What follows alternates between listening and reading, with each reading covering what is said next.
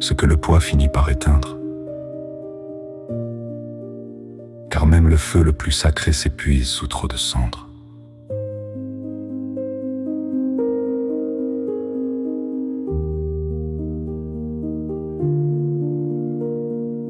Il existe une limite que peu osent nommer à voix haute.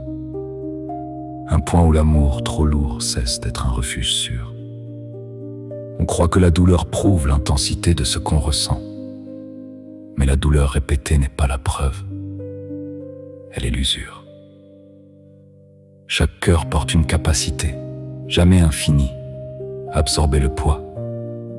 Vient un jour où la coupe ne peut plus rien contenir de plus. Ce n'est pas une trahison de sentir la lassitude s'installer enfin. C'est simplement la loi ancienne de tout ce qui vit et respire. Les plus beaux arbres plient sous une neige trop longtemps accumulée. Ils ne cèdent pas par faiblesse, mais par une logique implacable. Ainsi va le cœur qui a porté trop longtemps ce qui pesait. Il ne cesse pas d'aimer par choix, il cesse par épuisement pur. La lassitude n'est pas la fin de l'amour lui-même en substance. C'est la fin de la capacité du corps à continuer de porter. Car aimer exige une énergie que la souffrance constante vient drainer. Et cette énergie, une fois épuisée, ne se régénère pas d'un coup. Il faut du temps, du silence, un vrai repos pour la retrouver.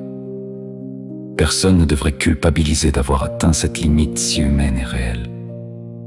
Ce n'est pas un manque d'amour, c'est un manque de ressources. Reconnaître sa propre lassitude est un acte de lucidité, non de faiblesse. C'est refuser de continuer à mentir sur ce qu'on peut réellement porter. Un amour pénible, prolongé sans répit, finit toujours par éteindre sa flamme, non par manque de valeur, mais par manque d'air pour respirer. Alors écoute cette lassitude quand elle vient frapper doucement à ta porte. Elle ne condamne rien, elle indique simplement où se trouve la limite.